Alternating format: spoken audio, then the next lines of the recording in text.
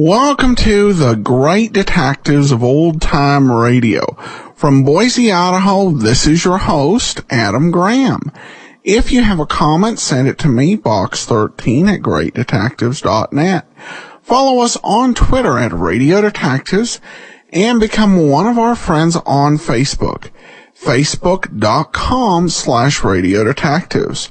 All right, well, before we do get started, I want to say that today's program is brought to you by the financial support of our listeners.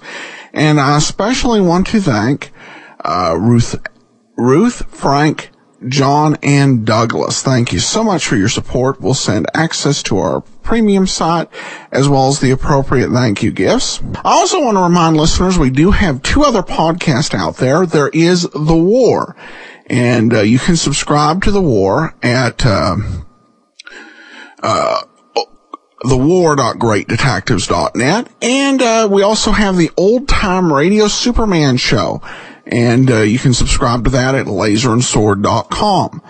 All right, well, now it's time for today's episode of the Casebook of Gregory Hood, the case of the Forgetful Murderer. Petri Wine brings you Casebook of Gregory Hood.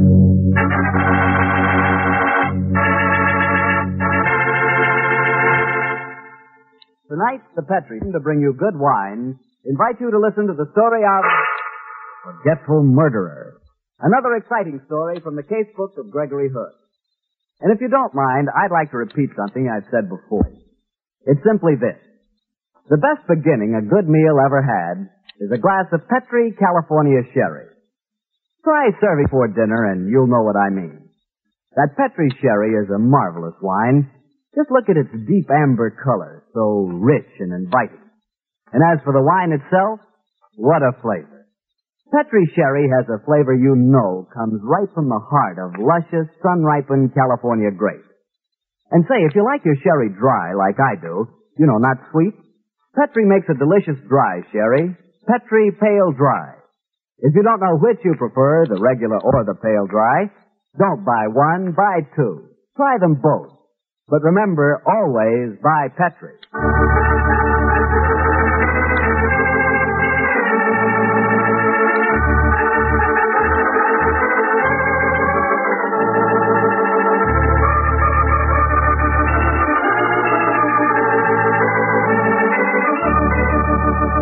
Well, it's Monday night in San Francisco, and it's time to keep our weekly date with Gregory Hood and his friend Sanderson Taylor.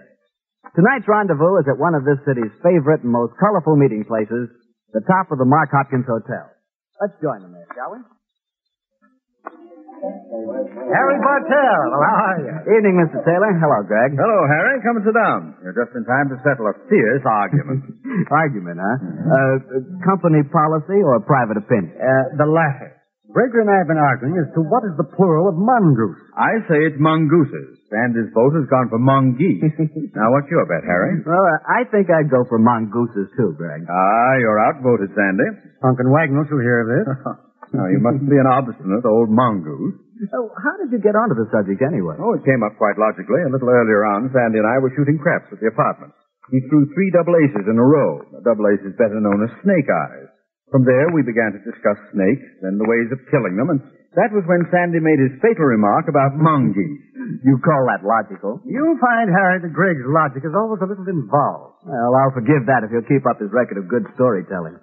How's about tonight's yarn, Greg? Well, Harry, I think I should preface the story by telling you that last year I decided to open a small but select retail store. And I may tell you, Harry, that it took all of Greg's wiles and personal contacts to wangle the rental. Yes, we finally secured a location on Post Street near the St. Francis Hotel.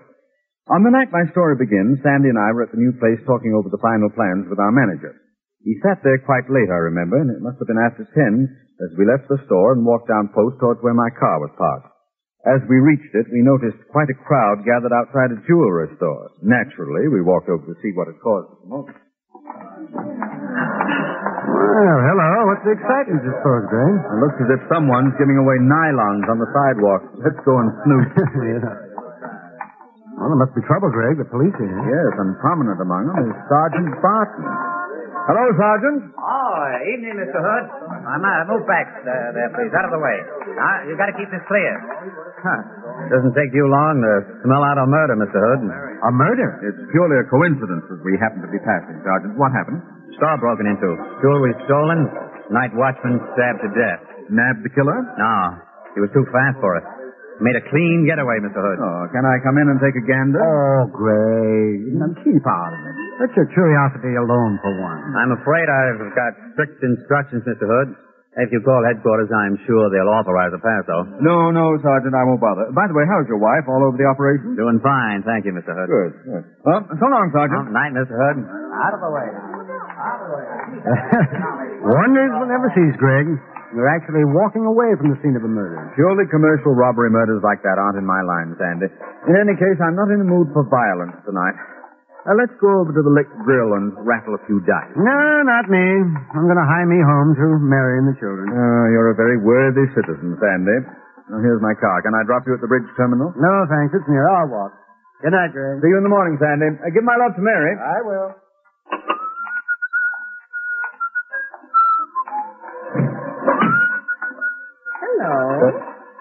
Hello. Did you get into the wrong car? I don't think so. You're Gregory Hood, aren't you? Yes. Well, that's what it said on the license card on the steering post. Who are you? Toffee? Hmm? That's my nickname. Jump in and tell me where we're going, Gregory. Listen, you're sure you said Toffee? I did. Then listen, Toffee. I'm the kind of a guy who's more than willing to string along with a gag, but before I say where we're going, I'd like you to do one thing for me. What's that? Please switch on the overhead light inside the car. You want to make certain I'm not too repulsive, I suppose. There. Oh, what's the verdict, Gregory? Move over, Toffee. We're going just wherever you say.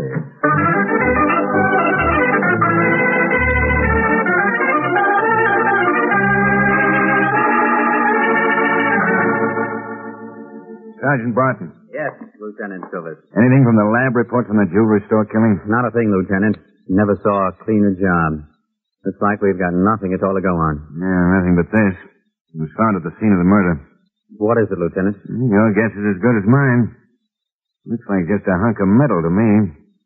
The owner swears it doesn't belong in the shop, so we must assume the killer dropped it. Can I look at it, Lieutenant? Sure you can. Yeah. Thanks. Piece of metal. About 6 inches long. Thicker than a wire. Not much. Sharp at one end. And a ring at the other. Could it be a meat skewer, Lieutenant? Don't ask me, Sergeant. 3 days since the killing now, and after exhaustive tests, all I've been able to find out is that the murderer dropped the what's-it. Maybe I should ask Greg Hood to come in on this one. He was on the scene a few minutes after the murder was discovered, Lieutenant. Oh? Take it, will you, sir? Police headquarters, homicide, Sergeant Martin speaking. Yeah. Yeah? Yeah. Yeah. You know what, Lieutenant? No, I don't. If I'd been on my toes, I guess I should have deduced from your conversation, but I didn't quite make it.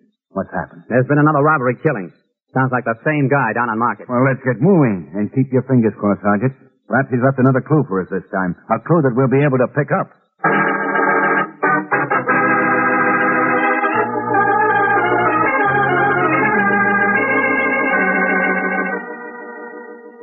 Well, Sandy, the display stuff is ready. The carpenters are finished. The interior decorator has finally okayed the hang of the last drape.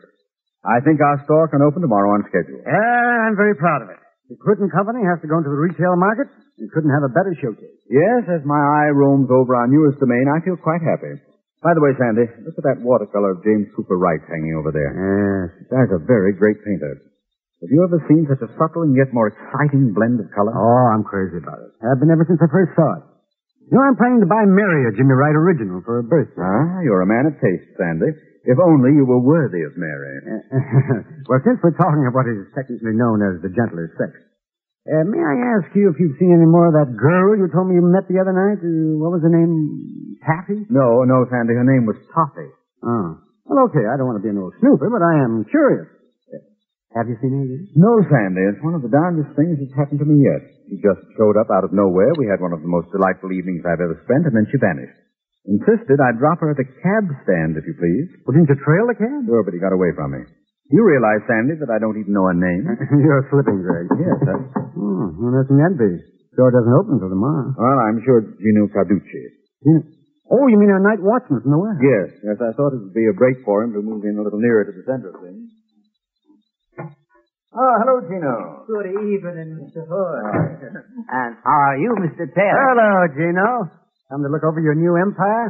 That's right, Mr. Taylor. It's a fine place you have here. It's fine. You think you'll like being night watchman here, Gino? I thought it'd be a nice change for you after the warehouse. Gino is very happy, Mr. Moose.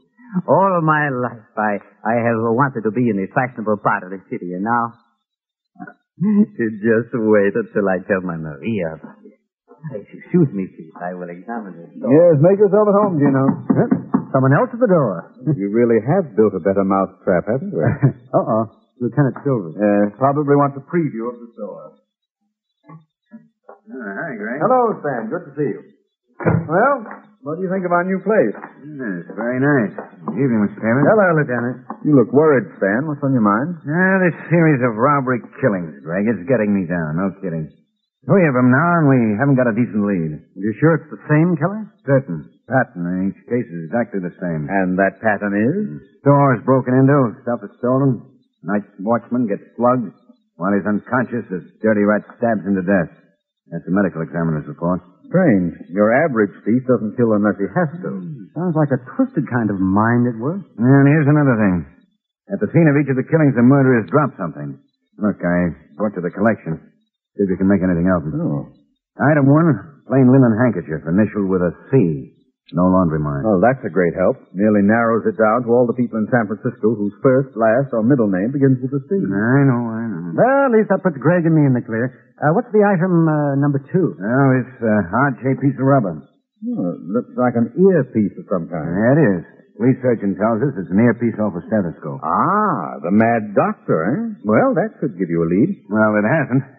Greg, have you any idea how many doctors there are in San Francisco whose initials have a C in them somewhere? Well, I can imagine. And the third exhibit? This funny-looking piece of metal. We found it at the scene of the first killing. It's not unlike a meat skewer. No, it's not that, Sandy. Rings a kind of a bell, but I can't quite hear it. Well, then hang on to it, Greg, until you do hear it, will you? I'd certainly appreciate it if you could help me out on this one. I'm going crazy. Okay, Stan, I'll take it and brood on the matter. You can have it back for Exhibit A, but I'll see if I get any bright ideas in the meantime. But don't pin too much faith on me. This really isn't my type of case.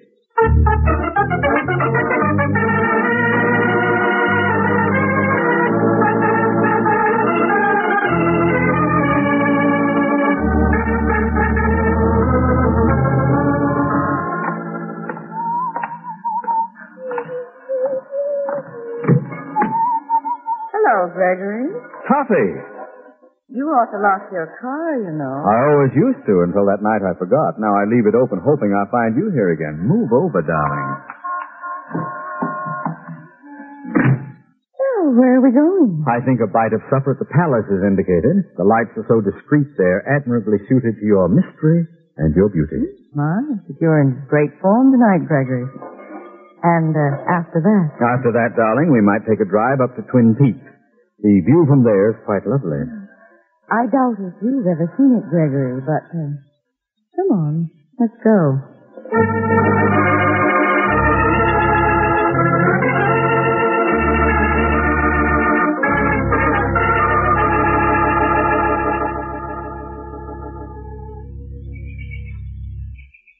Oh, you were actually truthful, Gregory. The view is beautiful.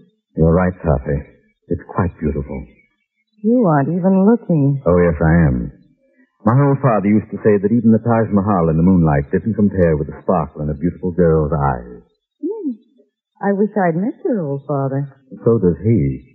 In the meanwhile, how's about his son? Oh, he's not bad. Darling. Oh. What's wrong, Toppy? What have you got in your pocket? The razor blade? Something pricked me. Oh, it must be this gimmick. See? A fine thing, sir. Carrying concealed weapons. This isn't a weapon, my sweet. It's the vital clue to a murder case. The only trouble is no one knows what it is. I bet I know what it is. What? It's a thing for singing pipes. No, darling. The gadget you're thinking of has a much shorter spike, and it's got little spoons for scooping out the tobacco and all sorts of other doodads on it. My father used to use one just like this. He had it specially made. It was for cleaning out the middle part of the pipe. You mean the shank? Mm-hmm. Say, you may be right at that. You're a bright girl, Toppy. You may have helped to solve a murder. There's going to be another murder very soon, Gregory, if you're not careful. Me? What have I done? You talk too much.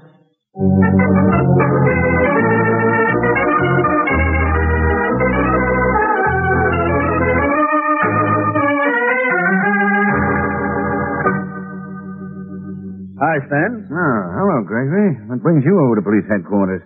You get any brainwaves from that steel gimmick I gave you? Yes, Stan. I went out with a beautiful girl last night, and she gave me an idea. Nothing very surprising about that. Don't be cross, Stan. I'm talking about the metal object found at the first murder. This gal suggested it might be a rather special kind of pipe tool. I checked on it this morning and learned 2 interesting facts. Mm-hmm. The gimmick was made of surgical steel, and there were traces of nicotine on it. So we narrow it down still further, Stan. You're looking for a doctor who has a C in his initials, and he's also a pipe smoker. Those are either CP or PC. You can take your choice, Ray. Not another murder, Stan. Yeah, last night. You left a silver lighter at the scene of the crime. I left. Stan, you look powdered. Come on out and have a drink. Forget it for a while. How can I forget it? Look, Greg, you're an amateur. Sometimes you get a bright idea and solve a murder. Swell. And the safety and lives of a city don't depend on it. But it's different with me. Men are dying, Greg. 4 men in the last 2 weeks. And the Lord alone knows where the killer's going to strike next, or when. And what can I do? Nothing except... Homicide. Silver speaking. Yeah, Button? What? Yeah. Okay, Button. I'll be right over. Not another, Stan. Yes. Last night. Maybe early this morning. Hold on, Greg. It was your new store. What? They murdered your night watchman.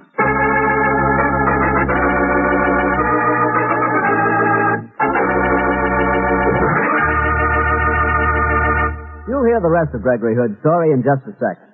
Just time for me to tell you the simplest, easiest way I know to make a good meal taste better. Serve that meal with a glass of good Petri wine. If you're having hamburgers or a swell pot roast for dinner, then you've just got to try it with Petri California Burgundy. That Petri Burgundy is a hearty red wine that's just made to go with any meat or meat dish. Personally, I think it's great. Now, if you're having chicken for dinner, or maybe fish or seafood, then by all means try a Petri California Sauterne. Petri Sauterne is a subtle, intriguing white wine that's really something. Believe me, when you want a good wine, you can't miss with a Petri wine. Well, Greg, this one's really got me on the edge of my chair. So the murderer struck for a 5th time when he killed your night watchman. Yes, Harry. Poor old Gino Caducci. He was one of my favorite people, and I was fighting mad when I heard the news. I called Sandy and told him to join me at the store, and then Lieutenant Silvers and I raced over to the scene. As the 3 of us stood there, I swore a silent vow that this was to be the last. But I do, Sandy. While I was out having a romantic adventure with a mysterious girl last night, poor old Gino was killed, protecting my property. I don't see that you could have done anything to save him, Greg. The murderer didn't write a postcard and say he was going to be here last night. I know. Your men have searched the place thoroughly, I suppose. Yeah. Now I've got him on a routine job that may lead us somewhere. Huh? What's that, Lieutenant? Checking on a list of every medico in San Francisco who may have the initials CP or PC. Did the forgetful murderer leave us any clue this time? Yeah. These few pages torn from an album. Sergeant Barton said they were lying beside the body, but they're not much help. No fingerprints on them. Let me see, Lieutenant. Yeah, here. See what you make of them. Well, meanwhile, I'm going back to headquarters. I'll be in touch with you later. Okay, Stan, okay. What do you make of the pages, Sandy? Well, they seem to be torn from one of those novels about the gallant young doctor. Actually, I feel too kind of disposed toward doctors at the moment. Let me see those pages. Mm-hmm. Wait a minute. You were wrong, Sandy. These pages weren't torn from a novel. They're loose sheets. They've never been bound. What does that tell you? I think it tells us where to look for Dr. PC or CP. Well, who are you calling? Joseph Henry Jackson, book editor on the Chronicle. I think he can help us. Chronicle? Joe Jackson, please. I hope you're on the right trail, Greg. Yeah, so do I. Hello? Joe, this is Greg Hood. Hello, Greg. Listen, Joe, I'm in a jam. I need some help. Oh, now, look, Greg, I'm a respectable married man. No, not that kind of a jam. I need your professional help. That's different. What's the problem? Am I right in thinking that sometimes book reviewers like yourself are sent unbound pages on a book? Mm-hmm. Yes, Greg. They do that occasionally. When the regular copies won't be out far enough ahead. Personally, I wish publishers would do it more often. I see. Another question, Joe. Do you have a reviewer who covers medical books, someone whose initials might be CP or PC? Oh, we have so many part-time reviewers. Let me see. Yes, Greg. There's a Dr. Christopher Partington who's working for us. Have you ever met him, Joe? No, never been in here. We send stuff out to him, and he mails a copy back. Just a minute, I'll check the address. What is all this anyway, Greg? Well, Joe, you're well known as an authority on factual murder, aren't you? True. Murder's a hobby of mine. Why? Well, Joe, don't look now, but I think you're just about to solve a murder.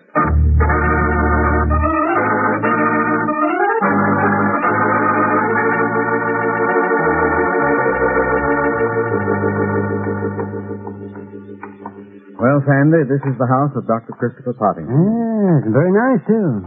You know, it's pleasant out here in the marina. Yeah.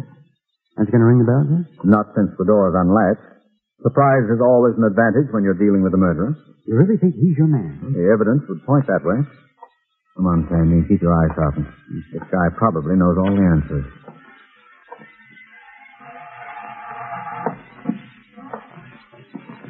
I don't like open doors.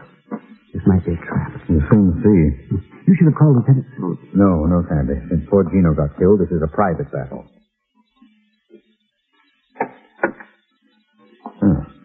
Here's the living room. It's empty. So recently occupied by a pipe smoker, you'll notice. I don't see any pipes lying around. Look at that ashtray. Lots of ashes and burned matches, but no cigarettes. Who is left? Oh, hello, Gregory. Toffee! What on earth are you doing here? Well, I'll tell you that when you tell me how you tracked me here. Well, I have my methods. By the way, Toffee, let me introduce my friend, Sanderson Taylor. Well, how do you do, Mr. Taylor? Well, how do you do, Mr. Since your friend has tracked me here, he really should be able to tell you my name. While he's thinking about it, I'll go and get you both a drink. You look as though you could use one. Quick, Sandy, scram. Huh? Get the number on that phone, slip out of the house and go to the nearest public phone and call here. Ask for Dr. Christopher Partington. Oh, I get it. That'll smoke him out without your having to mention it. That's a good idea, Greg. And then I'll come right. Right. I have some sherry. Will that be... Oh. Where did your friend go? Out for cigarettes. We wanted some. I didn't notice any here. Oh, I'm a shocking hostess, aren't I? You'd like some sherry, Gregory? I'd love a glass. Toffee, Yes. do you live here? Sure. With Dr. Partington? Yes. Here's your sherry. Thank you. Toffee, have you been reading about these night watchman murders in San Francisco? Yes, Gregory. I've been devouring the newspaper reports. Why? They're most unusual murders. The killer always leaves a clue. Now, these clues might be deliberately false ones, but I think not. I think it's a phenomenon a psychiatrist might enjoy. A murderer subconsciously compelled to betray himself. You know, Toffee, they say that absent-mindedness is never accidental. It's always the result of subconscious desires. Do they? Gregory, darling, you're being dreadfully serious. I feel dreadfully serious. You see, an old friend of mine was murdered last night. Excuse me. Hello? Yes, speaking. Who's this? Funny, he hung up. Oh, well. He asked for Dr. Christopher Partington, didn't he? Did he? And you are Dr. Christopher Partington, aren't you, Toffee? Not a common name for a girl, but I've heard of a few others. I've heard of Christopher Partington Candy, so that your nickname of Toffee was another clue, wasn't it? Gregory, darling, I'm afraid I'm losing my illusion for you. But go on. It's fascinating. I've known of women who privately smoked pipes, too. That was another clue you gave me. And women doctors are commonplace these days. The subconscious is beautifully tricky, isn't it, Toffee? Even while seeking to betray you, it left a series of clues pointing to pipe-smoking Dr. Partington. All misleading factors not to be associated with a beautiful girl nicknamed Toffee. You're very silent, Dr. Partington. I told her not to, Greg. I kept telling her not to kill those people. But she wouldn't listen to me.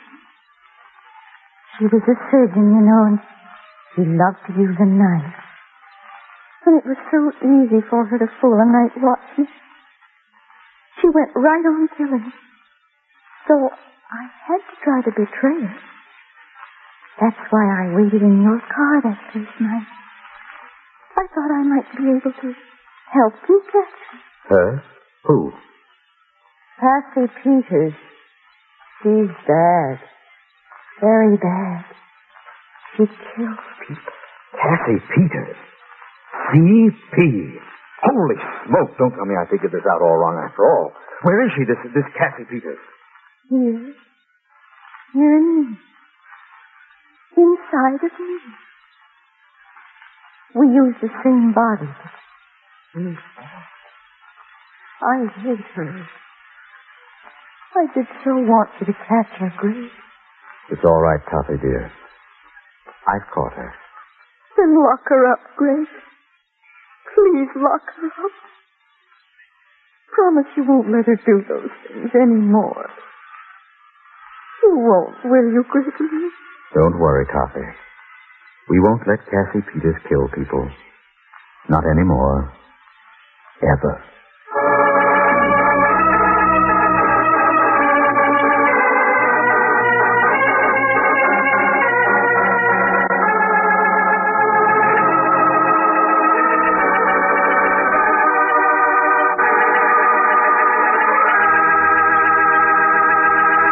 Greg, I swear this is the strangest case you've ever told me. And the saddest.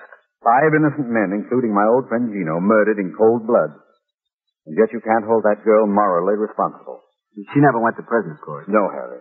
She was obviously an insane schizophrenic. A 1946 Jekyll and Hyde.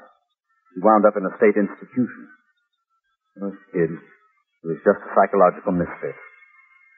Darn it, Harry, it was a miserable case.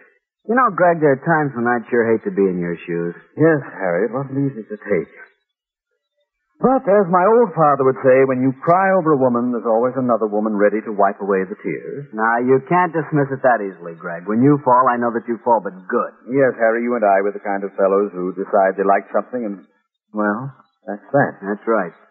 I'll never forget the night Oh, but you don't want to hear about it. But I do. The night you what? The first night You sure? Of course. The first night I tasted Petri wine. I said, that's the wine for me, and it sure is. I should have known. Yep, Petri wine is a wine for everybody. Because it's good wine. It's got to be. Look at the long years of skill and experience that go into its making. The Petri family has been making wine for generations. Winemaking is their heritage. A heritage handed on down from father to son, from father to son. So you can see why the Petri business has grown and grown, so that today the Petri family are America's largest independent winemakers. Yes, the making of Petri wine is a family affair, and the Petri family has every intention of keeping it just that. So you know the name Petri on a bottle of wine is more than a trademark. It's the personal assurance of the Petri family that Petri wine is and always will be good wine. Well, Gregory, what story from your casebook have you lined up for us next week? Next week, Harry, I'm going to tell you of an odd adventure that Sandy and I had as we were flying to New York a few months ago. It concerns a Southern colonel, an unusually attractive girl, and an elusive piece of ice. I call the story The Double Diamond. See you next Monday, Harry.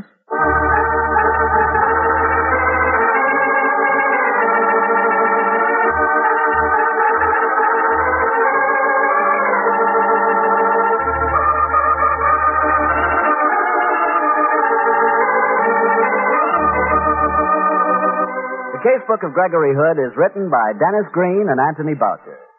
Original music composed and played by Dean Fossler.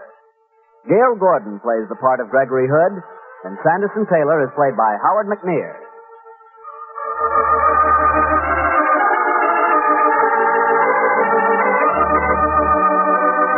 The Petri Wine Company of San Francisco, California, Invite you to tune in again next week, same time, same station. The Casebook of Gregory Hood comes to you from our Hollywood studio. This is Harry Bartell saying good night for the Petrie family. Welcome back. Well, really, bit of a bittersweet ending there. I have to admit, usually Harry Bartell is great as the ad pitch guy for Petrie, but in this case, I don't think that there was a, how shall we say, delicate or even appropriate way to segue his comments as he did. But be that as it may, it was a pretty solid episode, though I suspected a toffee from the moment that she showed up, just because of where and how she showed up in the story. But of course, what throws you off is her giving a clue. And so a good case, and we have one more Gail Gordon program to go, so be sure and listen to that next week. All right, listener comments and feedback, and we'll read a few. First of all, we have this from Doug. Keep up the great work, Adam. Your podcast helps make my daily commute bearable. Johnny Dollar is one of my favorites. And he says, I've been listening for about 2 years now and have really enjoyed your podcast and the shows you've covered. Keep up the good work. And John says, thank you. I really enjoy the content. Well, thanks so much. I truly appreciate that. And then we have a comment from Christine who says, I am slowly catching up in the podcast. I am on November 2010. I was wondering if you could put any announcements on your blog or here for those of us who are behind.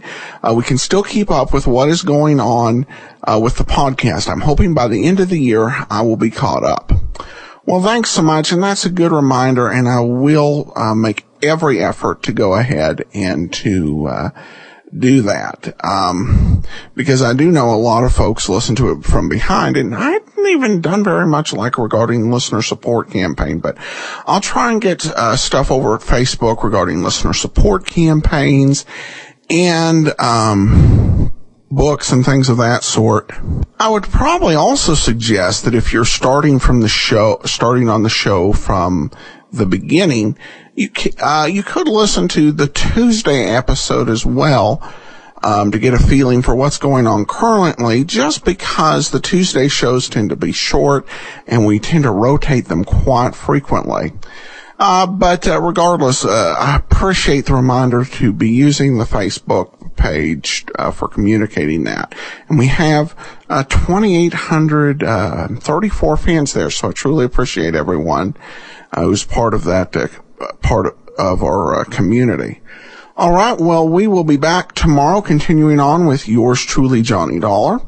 And then next week, the last Gail Gordon episode of the Casebook of Gregory Hood. And be sure and join us on Saturday for Police Blotter. In the meantime, send your comments to box13@greatdetectives.net and follow us on Twitter or Radio Detectives and become one of our friends on Facebook, facebook.com/Radio Detectives. But from Boise, Idaho, this is your host, Adam Graham, signing off.